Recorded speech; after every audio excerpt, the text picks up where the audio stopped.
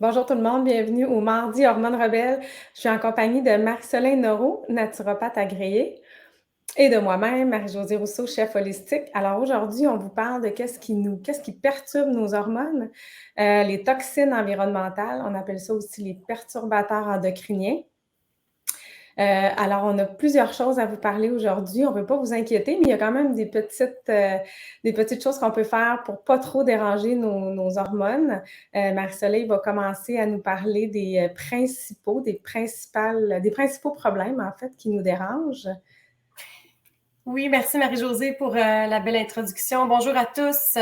On est toujours intéressés à avoir vos commentaires, savoir si c'est la première fois que vous nous écoutez ou est-ce que vous avez eu la chance d'écouter les 5 autres épisodes qui, en fait, qui sont logiques en chronologie pour que vous soyez capable de plus en plus comprendre à chaque semaine tout ce qui influence vos hormones, que ça soit positivement ou négativement. Aujourd'hui, on est un peu dans le négatif, comme Marie-Josée l'a dit, mais on veut pas vous alarmer, on veut surtout mettre en lumière qu'est-ce qui dérange dans votre cuisine, dans vos produits corporels, dans vos produits ménagers, mais que peut-être que vous n'avez aucune idée que c'est ça qui affecte et qui vous donne des problèmes de soit de fertilité ou de SPM ou de prise de poids ou de fatigue. Donc, les toxines environnementales, comme Marie-Josée l'a dit, c'est un nom à dormir debout là, qui mêle beaucoup les gens des fois. Mais on va tout écrire le texte, vous allez avoir des explications écrites que vous allez pouvoir lire aussi. Donc, le terme xénoestrogène est un petit peu plus connu au niveau anglophone. On voit beaucoup parler de ce terme-là si vous suivez des auteurs américains qui sont en médecine fonctionnelle ou en nutrition fonctionnelle. Marie-Josée et moi, on est des adeptes de podcasts et de webinaires des États-Unis. Donc, il semble avoir une longueur d'avance au niveau de la prévention, tout ce qu'on peut faire pour aider notre corps de A à Z. Et nous, bien, comme vous le savez, on a parti le programme Hormones Rebelles pour vous aider de A à Z avec vos hormones. Puis dans les podcasts, bien, on vous donne l'eau à la bouche de savoir tous les sujets, en fait, qu'on aborde dans le programme. Donc aujourd'hui, on voulait parler des choses qui sont un petit peu troublantes dans notre environnement, mais qui sont importantes, vraiment importantes à savoir, qui peuvent vraiment changer votre qualité hormonale. Donc, est-ce qu'on commence avec la plus alarmante statistique pour réveiller tout le monde aujourd'hui?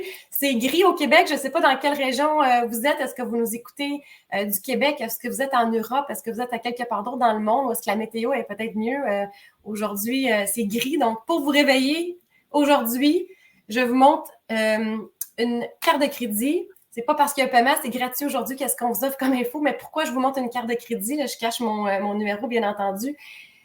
C'est que les chercheurs ont démontré que la pollution sur la planète Terre en ce moment et les dérivés de plastique qu'on retrouve partout dans la nourriture, donc que ce soit dans les poissons, parce qu'ils viennent de l'océan, puis il y a des micro-particules de plastique qui flottent partout dans l'océan, c'est extrêmement triste. Ou est-ce que c'est parce que vous mangez une sauce tomate qui a baigné dans le plastique comme une salsa ou des tomates en dés dans une conserve ou une sauce tomate? Donc, tout ce qui baigne dans le plastique, tout ce qui touche à l'enduit protecteur qu'il y a à l'intérieur d'une conserve, c'est fait en plastique pour empêcher la rouille.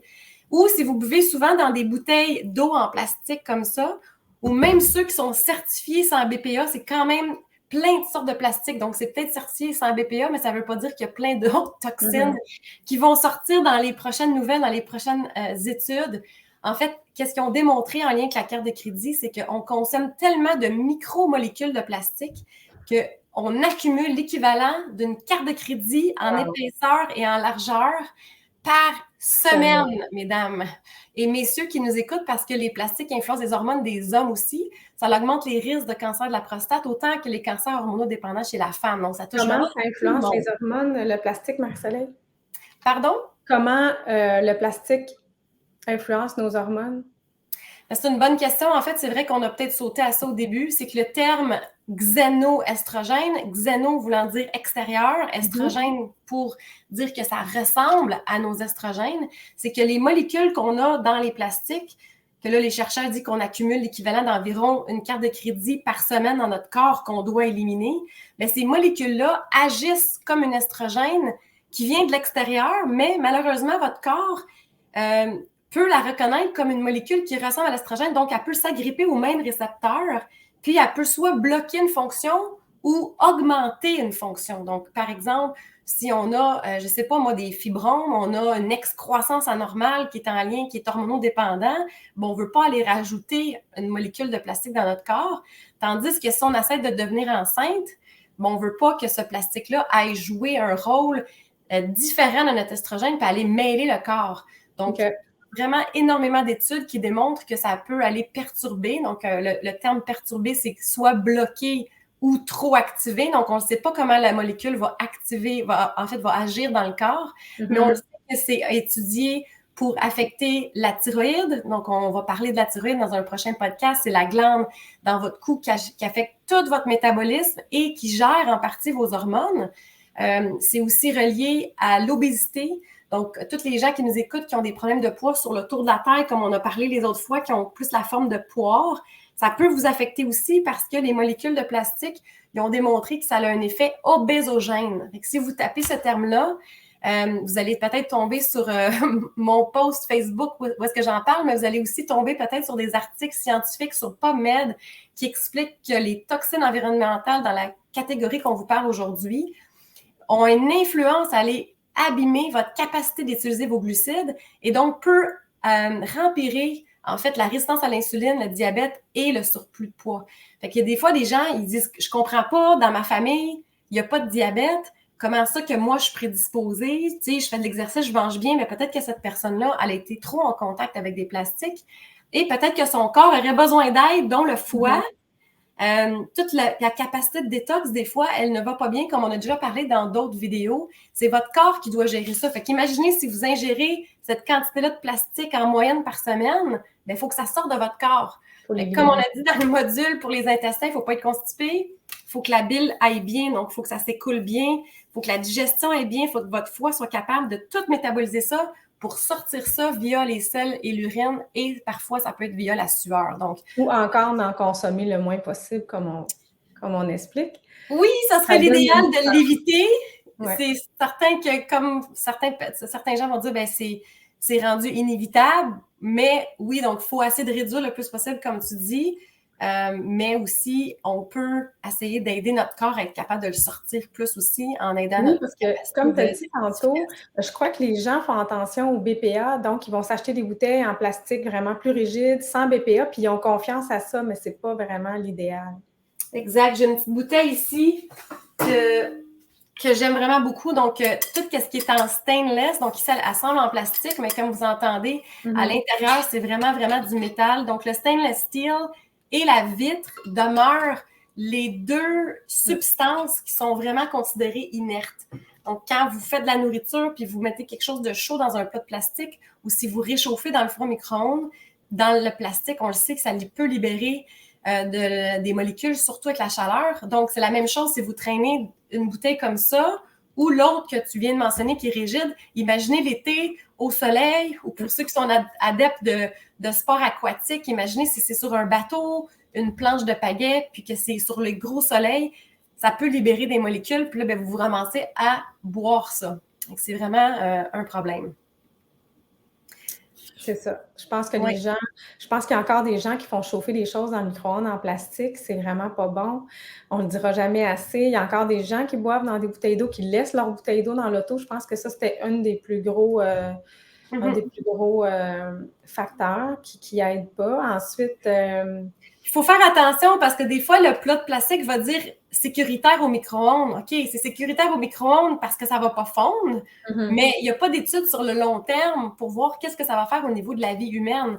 Puis on le sait, de plus en plus d'études, vous pouvez taper juste les mots xénoestrogènes, plastique ou perturbateurs endocriniens qu'on a dit au début. Puis vous allez voir qu'il y a de plus en plus d'études, autant chez les animaux, autant chez les poissons et les humains, de qu'est-ce que ça fait dans notre corps, toutes ces molécules-là. Il faut vraiment penser sur le long terme. C'est pas une bouteille qui va perturber vos hormones, mais si vous accumulez la bouteille, la conserve, qui a peut-être pas la bonne induit à l'intérieur, si au lieu de choisir des produits de tomates acides, vous allez dans le plastique versus la vitre, bien, c'est certain que sur des années, ça s'accumule et ça peut définitivement causer des symptômes comme on nomme à chaque semaine tous les syndromes prémenstruels ou ça peut être en lien avec tout ce qui est hormonodépendant, donc les excroissances, etc.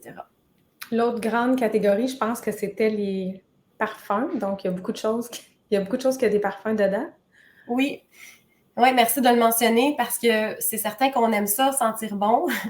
Combien de fois que les gens qui nous écoutent, vous allez peut-être faire, je ne sais pas moi, une marche dans le bois, du jogging, puis vous passez à côté de quelqu'un qui sent le parfum ou qui sent le détergent.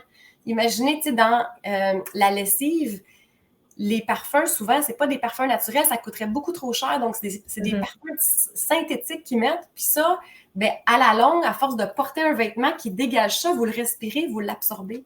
C'est toutes des petites choses comme ça qu'on peut faire. Puis après plusieurs mois, ça peut vraiment baisser qu'est-ce qu'on appelle notre fardeau de toxines environnementales. Bien, il faut faire attention parce que comme tu disais tantôt, si c'est quelque chose que tu n'utilises pas souvent, c'est pas grave. Mais les produits ménagers, il y en a souvent de la fragrance dedans et des produits toxiques. Donc, il y a les produits ménagers, les produits de beauté. Il y en a qui utilisent aussi des parfums d'ambiance, les chandelles, tout ça, c'est vraiment toxique. Puis si on prend, par exemple, juste les produits de beauté puis qu'on regarde le nombre d'ingrédients qu'il y a dedans, multiplié par le nombre de produits que vous prenez. Si vous commencez, vous vous lavez les cheveux, il y a 20 produits, 30 produits. Après ça, vous mettez du déodorant, vous mettez de la crème sur le corps, des produits que vous utilisez souvent. Donc, vous donnez une charge toxique à votre corps que lui doit éliminer ça. Donc, c'est énorme. Essayez de penser à tout ce que vous utilisez souvent.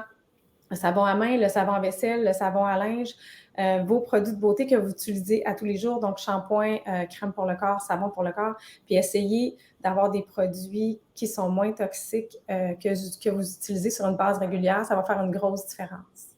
Exactement. C'est une question de quantité, d'accumulation sur le long terme.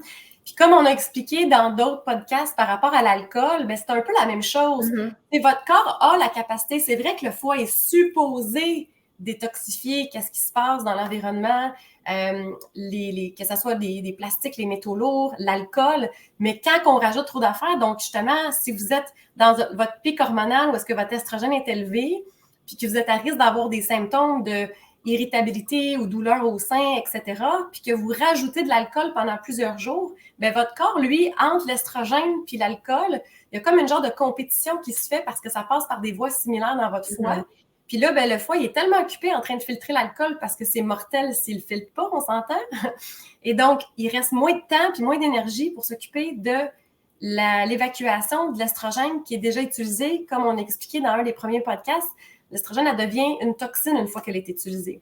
C'est la même chose si vous rajoutez des parfums, des crèmes, surtout les crèmes solaires, ils ont beaucoup de produits chimiques si ce n'est pas dans la catégorie naturelle. Donc, lisez les ingrédients. On va vous mettre par la suite dessous la liste des noms à éviter.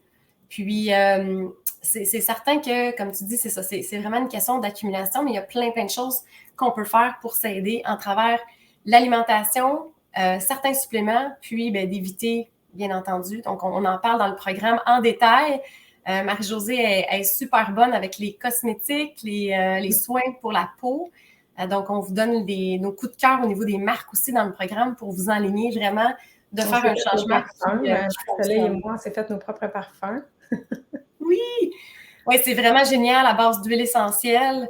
C'est vraiment génial parce qu'on peut aussi choisir des huiles essentielles qui ont un effet thérapeutique sur l'humeur ou réduction du stress. C'est merveilleux de découvrir ça, effectivement. Il y a des solutions faciles aussi, puis je trouve que les termes à se souvenir sont très difficiles parce qu'il y en a qui sont quand même naturels ou qui sont pas nocifs. Donc, c'est sûr que sur le site EWG, vous avez quand même des guides qui peuvent vous aider. Vous pouvez scanner vos produits, scanner les ingrédients aussi pour savoir s'ils sont dangereux comment, est-ce qu'ils sont cancérigènes, est-ce qu'ils sont difficiles pour la peau, pour les allergènes, tout ça. Je pense que ça nous prend des guides parce que sinon, retenir les noms, c'est sûr que les noms à retenir pour les produits solaires, c'est plus facile, mais pour tous les produits, ça devient un petit peu difficile. Puis peut-être retenir que j'en parle souvent, c'est que dans le mot fragrance peut être caché d'autres noms, d'autres produits toxiques, c'est-à-dire que les compagnies ont le droit de marquer le mot fragrance et ce mot-là peut contenir d'autres ingrédients parce que c'est comme un peu leur recette. Donc, les compagnies qui écrivent le mot fragrance ont souvent des choses à cacher, à moins que ça soit une compagnie que vous connaissiez et qu'il y a seulement 2 mots dans le mot fragrance, 2 ingrédients, c'est-à-dire. Oui. Parce que ce qu'on voit souvent, c'est que les compagnies vont marquer que des ingrédients naturels ils vont marquer le mot fragrance, puis dans le mot fragrance, va avoir des ingrédients qui sont toxiques. Donc, faire attention à ça parce que c'est un moyen de s'échapper pour certaines compagnies. Donc, en fait, vous ne devriez pas avoir de mot fragrance ni parfum dans les ingrédients de ce que vous achetez. Merci de le mentionner parce que c'est vrai que je me promène souvent dans les magasins d'aliments naturels, puis il faut pratiquement être une experte ou, comme tu dis, avoir un site comme le ewg.org, si je me rappelle bien, pour nous aider parce que ça devient vraiment comme difficile de savoir, mais c'est pas parce que vous trouvez une crème, un déodorant ou un produit dans un magasin d'aliments naturels que c'est 100% naturel parce qu'il faut savoir que ces gens-là sont là pour faire de l'argent.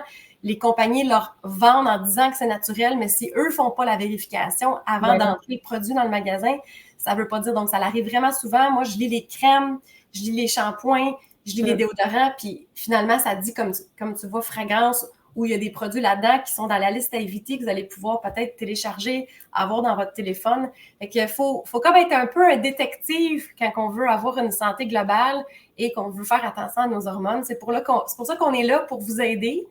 On est des détectives qui ont accumulé 12 modules. Donc, dans les modules, vous avez toute l'explication pour comprendre et ensuite, vous avez une suite qu'on a enregistrée avec des Facebook live qui sont accessibles en enregistrement avec toutes plein de solutions, que ce soit au niveau de l'alimentation, les suppléments ou les crèmes, les cosmétiques. Des fois, on vous, justement, partage des noms de compagnies, des noms de programmes, d'applications sur les téléphones. Donc, plein d'outils pour vous aider à être un super détective. Une super détective, je devrais dire. Peut-être écoute, malgré qu'aujourd'hui, ça l'applique, comme j'ai dit tantôt, à tout le monde. Hein? Ça touche vraiment tout le monde. Les hommes aussi. Les hommes ont des problèmes d'estrogène, c'est connu. Oui.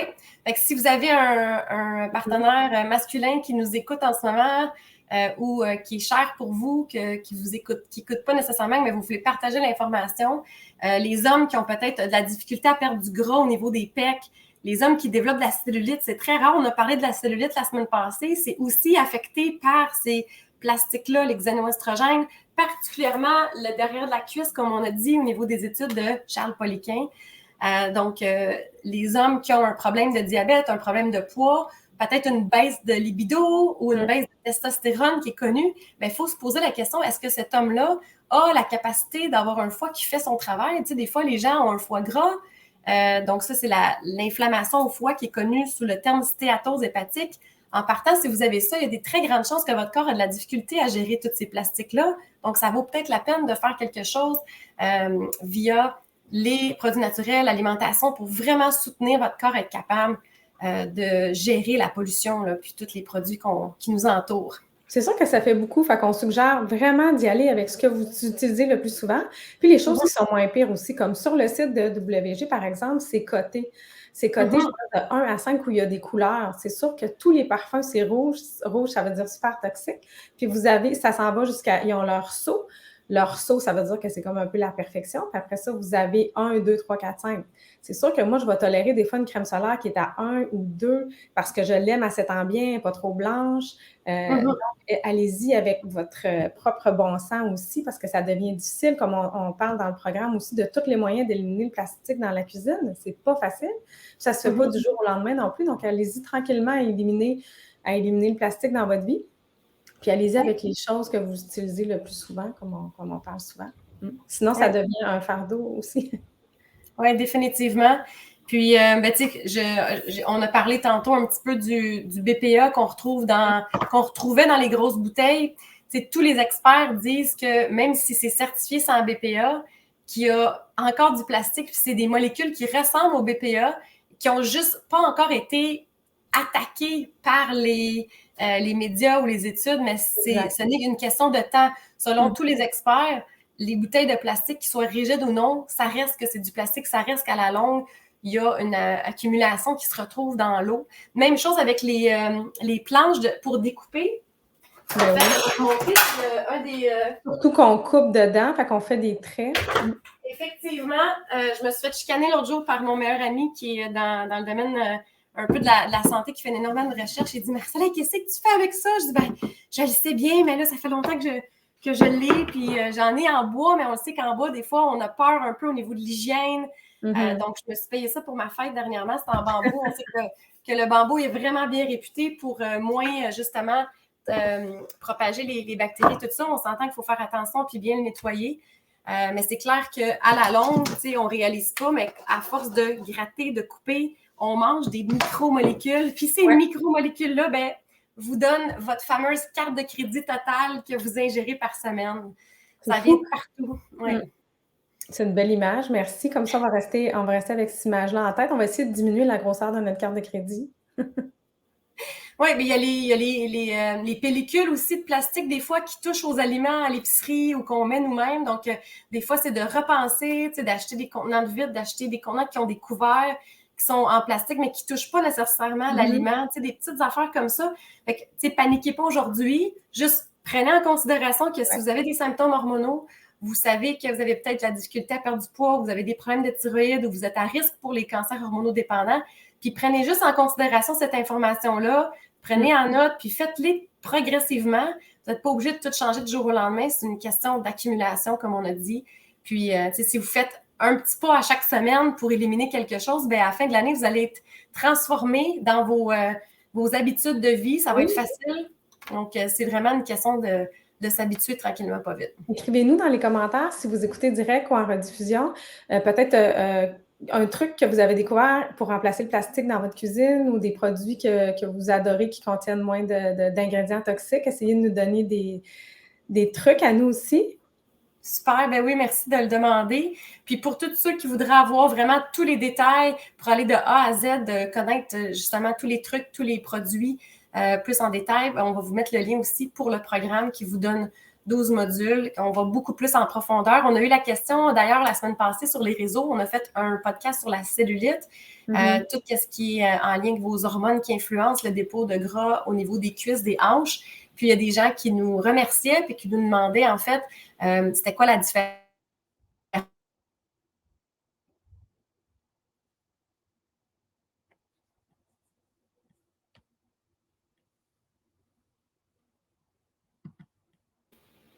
Oups! OK, ça coupe. Oui, ça l'a coupé pour un instant. On est de retour. Et donc, c'est ça, le programme vous donne aussi 12 semaines de menus qui sont développés par Marie-Josée, qui est chef holistique. Et donc, ces menus-là aident aussi vos hormones, vous accompagnent tranquillement pas vite et vous aident aussi à faire des choix pour savoir à quel point vous devez être strict avec les glucides, avec le gras, selon votre métabolisme. Donc, vous allez vraiment comprendre mieux qu'est-ce qui se passe dans votre corps puis les choix que vous devrez faire avec le programme qui vous accompagne vraiment de C'est une bonne mois. Et en plus, ça vous permet d'être dans un groupe privé Facebook pour poser des questions. Et donc, on vous aide à distance. Et voilà. Excellent. Et donc, on a hâte d'entendre c'est quoi les changements que vous avez faits, les questions que vous avez pour nous inspirer pour les prochains midis Hormones Rebelles. Donc, gênez-vous pas. Si c'est un sujet qu'on a déjà couvert, on va pouvoir vous donner le lien. Sinon, on va le prendre dans notre banque de suggestions et on va définitivement le considérer pour les prochaines semaines. Juste répondre à Marie-Josée, c'est ça, c'est qu'effectivement, moi, je me suis acheté une bouteille pour ça. Elle dit donc un shaker en plastique, pas une bonne idée également. Ben non, évidemment. Ben moi, je prends une bouteille comme Marie-Soleil quand je me fais un shake. Oui, la bouteille comme qui est en métal, oui. Il y a des petites, il y a des petites boules de métal aussi qu'on peut se procurer qui aident à mélanger la poudre à l'intérieur, qui est en stainless, donc qui peut être utile. Puis, tu sais, au pire des cas, quelqu'un qui trouve que son shaker va vraiment bien, là, ben, pensez que au pire, là, vous le mélangez dedans, mais après ça, vous le versez dans un verre de vitre. C'est que le plus de temps que le liquide va passer dans le plastique, surtout si c'est acide, donc surtout si vous mettez, par exemple, du jus de citron, c'est pire. Mais si vous le transvidez dans un verre de plastique, ça l'enlève quand même un temps de contact. Donc, il y a des choses, des fois, qu'on peut faire pour s'aider, là. Pour aider, voilà. Super, un gros merci Marie-Josée pour tes conseils. Donc, on vous souhaite une super belle journée. Merci Marie-Soleil pour tous ces beaux conseils. Aussi, écrivez-nous dans les commentaires si vous avez des choses à nous partager. Super, à bientôt. Bonne journée. Merci.